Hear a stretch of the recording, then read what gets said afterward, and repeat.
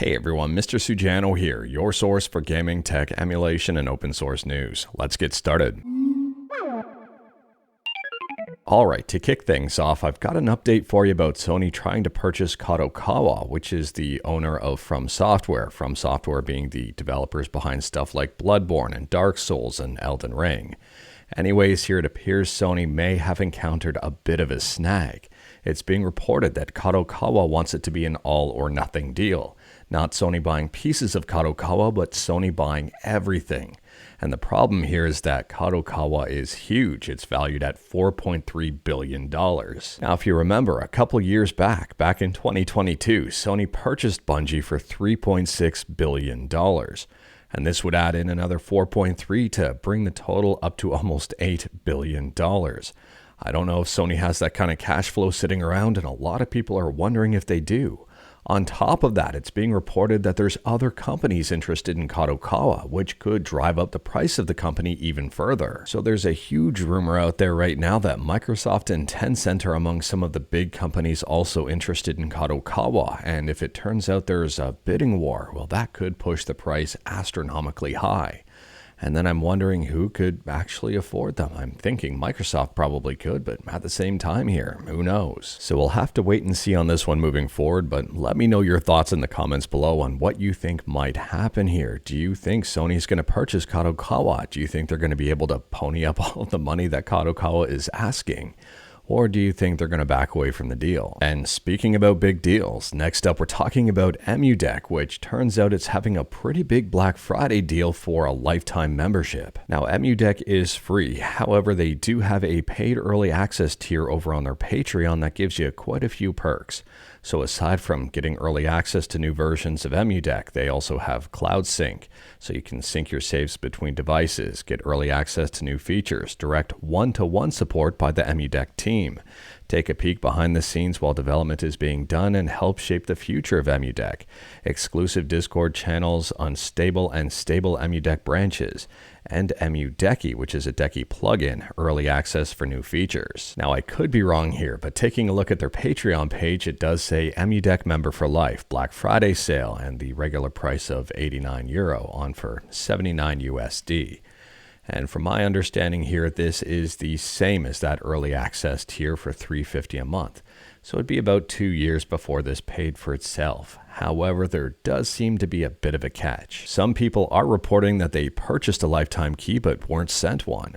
So this Reddit post is right over on Reddit Emudeck, and the person says, "I bought the lifetime key today and the download says a custom key was going to be sent. Does anyone know when they're going to be sent out?" Someone else jumps in and says, "Also waiting for a key. .txt says it's manual, so maybe some delays are to be expected. Still want my feature." Now, I don't think that Emudeck is trying to scam anyone here. I mean, they seem pretty reputable. I could be wrong, but I don't think so there. I think there's got to be some sort of explanation in the background as to why these keys are taking a while to be shipped out. If someone from Emudeck is watching this video, releasing a statement on the matter might be beneficial to people who are trying to get their tokens, or maybe just go on ahead and ship them out and stop delaying the process. It's a little unsettling for some people when they say the custom token will be sent to you in a few hours and they're waiting a few days and still haven't gotten anything. But moving on, and next up we're talking about Atari Jaguar emulation with BigPEmu, and BigPEmu just got a brand new update. Now, we talked about BigPEmu the other day when Rich Whitehouse teased a little bit about a new feature that was upcoming, and well, now it's available. So as for what's new here, there is a whole bunch, and if you're on a mobile device, I would say the top 4 points are probably the most important. They're pretty fascinating. So Rich says he added a script for Raiden touch control. Ship automatically travels to the touch point and auto fires when held with a 2-finger tap to trigger bombs. Added a script for VidGrid touch control, drag and drop. Added a script for Towers 2 touch control with an option to uncap the frame rate. In-game menu cursor is touch driven, 2-finger tap exits the menu. And added a script for Mist touch control, hold to drag the cursor, tap to activate. In my opinion here, and let me know your thoughts in the comments below, the scripts that Rich has added for touch controls really makes the games extra playable on mobile. I would say probably even better than a controller in some instances. I mean, you can be super accurate with your finger on that touch screen provided everything is following it accordingly. I think this is a super awesome feature, and I'm very curious to see if other emulators try to develop something like this for certain games. And speaking about other emulators and other games, next up we're talking about MAME. MAME stands for Subscribe to Mr. Sujano, or Multiple Arcade Machine Emulator, depending on however you wanted to interpret that. Anyways, here MAME version 0.272 just dropped, and it's now got support for SNK's Tangram Q. Now, I'm not quite sure on how to properly pronounce that. Is that Tangram? Is it Tangram? Is it Tangram? I don't know here, so let me know in the comments below. Anyways, it's a puzzle game of sorts. It looks fairly interesting, but if you're a fan of this game, well, you're probably a fan that MAME now works with it. Let me know if you've ever played this game in the comments below. I can guarantee you I never have yet. I do recommend checking out this video to see the game in action though. The game is very interesting. I may check this game out. I mean, if you're a fan of Tetris, there's probably a big chance you're a fan of this game too. Anyways, here, like everything I talk about, link will be in the description below right at the bottom. I don't hide my sources. Now for MAME this month, Tangram Q was not the only big news. They've got a whole bunch of bug fixes. They've got a whole bunch of new working systems, new working clones, and even more. Every month here, the update from MAME seems absolutely massive. I don't know where the developers get the time to work on all this stuff, because they have a lot of stuff every single month. They are so consistent. And speaking about being consistent, next up we're talking about PlayStation 3 emulation with RPCS3. And this emulator is consistently getting better. In fact, they're prepping for something pretty big. Now, in an earlier video, we talked about how they made some pretty big improvements to PSMove emulation, and it seems they've made even more now. And they say this may help some games to determine if the controller is near or far from the camera. But that's not what I wanted to highlight in this video.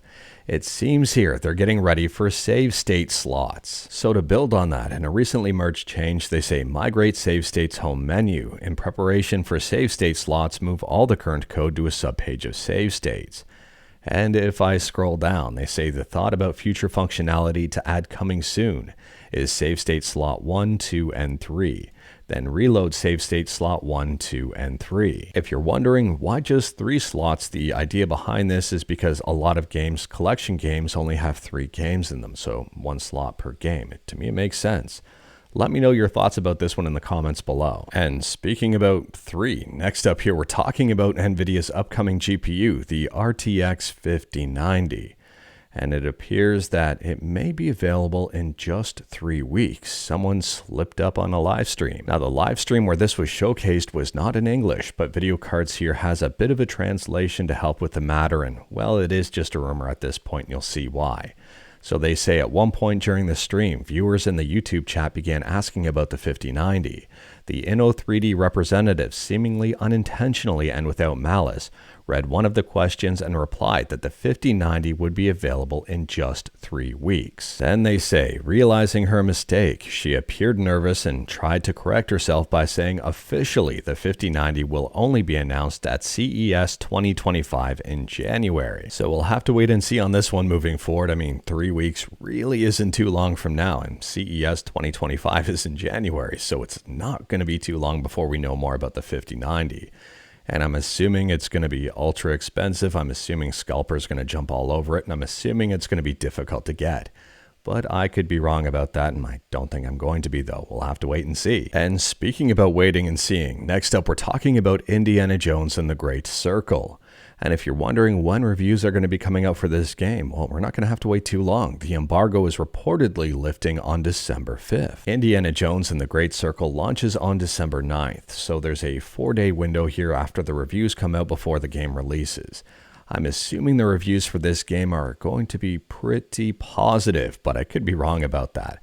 I mean, the game does look fantastic so far, and I think generally with these big games, reviewers are very favorable towards them.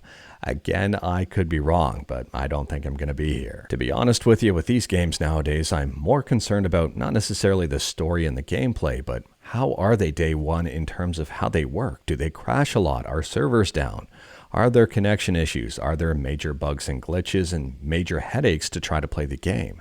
I mean, we recently saw that with Microsoft Flight Simulator, and I couldn't tell you how many games recently released that have big problems day one. We'll have to wait and see here. I mean, this is Bethesda, so I'm hoping that things will be okay. But let me know your thoughts about the state of this game day one. Do you think it's going to be good? Now, for full transparency, I have not pre-purchased this game. I don't normally ever pre-purchase games. There are select few that I may, but in this day and age where I pick up a lot of digital games, I don't need to pre-purchase them. They're always available. So anyways, here, this pre-purchase offer has advanced access for December 6th. So I will be paying attention on December 6th to see what the general real reception is and how people are liking the game. And speaking about games, next up we're talking about RIOT. That was an awful transition. Anyways here, if you're a fan of RIOT games, if you play RIOT games, if you're a content creator, if you're streaming or posting stuff to YouTube or whatever, you may want to pay attention to this. They say RIOT Games will now ban content creators that engage in off-platform conduct, specifically when RIOT's games are in the background. For example here, if a creator uses hateful slurs about an opposing player or teammate on their stream, but not in-game over chat or voice comms, we can still issue a penalty as if the behavior occurred in-game. The new policy takes effect in just a little over a month, January 3rd, 2025, and I'm very curious to see how RIOT is going to uphold this. Are they going to be very vigilant? Are penalties going to be harsh? I know there's a number of content creators out there who are very vocal in a negative way about this game when they're playing it. A lot of them seem to get pretty upset at their teammates and at their opposing players and, well, everything. It just seems there are some content creators out there who are a little bit salty, and that little bit of an edge may make them popular and successful, and that's why they do it. So I'm curious to see who's affected and who's not. But moving on, and next up, we're quickly talking about Lego James Bond. And if you didn't know Lego James Bond was potentially going to be a game, I don't blame you. The game was reportedly in development and then canceled. They even had a trailer for it. If you are excited about this one and excited about a potential release, I wouldn't hold my breath. It's being reported that this was found in LEGO Dimensions. So this trailer is roughly 9 to 10 years old, which means I don't think it's coming out, which to me is truly unfortunate because I saw the trailer and, well, it'll be in the description below. Again, like everything I talk about, link is in the description below. Honestly, here it looked really, really good and really interesting. I'm wondering, though, if James Bond was just a little bit too mature for LEGO. I could be wrong. And speaking about games that aren't releasing, next up here we're talking about Assassin's Creed Shadows. And this game is not releasing without Denuvo. So the Steam store page was just updated. I don't think it said this one before, but now it says incorporates third-party DRM Denuvo anti-tamper. I am really not surprised about this one at all, but at the same time here, this game releases on February 14th of 2025. And speaking about releasing in 2025, next up we're talking about Lenovo Legion Go. And I'm pretty sure this one's going to release in 2025 here, but it appears that Lenovo may have accidentally leaked some information online. And that's the Legion Go S, which is going to feature a Zen 3 Plus processor and RDNA 2. I do recommend checking out the video cards article for all of the details as they go into quite a bit here. But it appears that Lenovo mistakenly released firmware for the Legion S 8ARP1, a system not yet available on the market. So based on my understanding, it appears that Lenovo is full steam ahead on the Legion Go and will be making future models and continuing on with this lineup, which I would say is a good sign for handheld gaming moving forward. Let me know your thoughts about this one in the comments below if you'd be interested in a new Legion Go or a new Legion Go S. Unfortunately, and not surprisingly, I don't have a price or release date or anything of that nature for you just yet. It's way too early. I'm thinking we may see something from Lenovo at CES this year. From my understanding, CES may be a big event for January 2025. But moving on, and if you're a fan of DRM-free games or just free games, you may like this news. Oaken over on GOG is 100% free right now. It's free for another couple of days, so feel free to pick this one up if you want. Even if you don't like it, you haven't paid a dime for it. There is a demo for the game available as well, but I think the free full version is better. Anyways, here, this one seems to be, I haven't played it yet. They say it's a roguelike, hero-oriented campaign with deck management. Oaken was released back in 2022 and it's under the strategy, turn-based, and roguelike categories. If you played Oaken before, let me know your thoughts about it in the comments below, and would you recommend people pick up this game for free? And last up here, if you're a fan of the N64, a fan of N64 emulation, or just learning about the space in general, you may want to check out ReCollect 64. It's a website with a whole bunch of very interesting articles on it, and the reason I'm highlighting it right now is because Derek Turtle Rowe, who moderates my Discord channel, sometimes moderates YouTube comments, is featured in an interview here. It's the ReCollect 64 Chats number 20. If you wanted to learn more about Derek, then feel free to check out this article here, and also on top of that, check out some of the articles on this website. I mean, there's some very interesting stuff in here, especially talking about the Star Fox 64 PC port. But anyways, that is all I've got for you in this one. Straight to the point, all stuff and the legendary one fluff. We talked about a bunch today. Let me know your thoughts about absolutely any of it in the comments below. If you like this video, leave a like. If you didn't like this video, leave a like. Hit that subscribe button, check out my other videos. Don't tempt fate, save your state.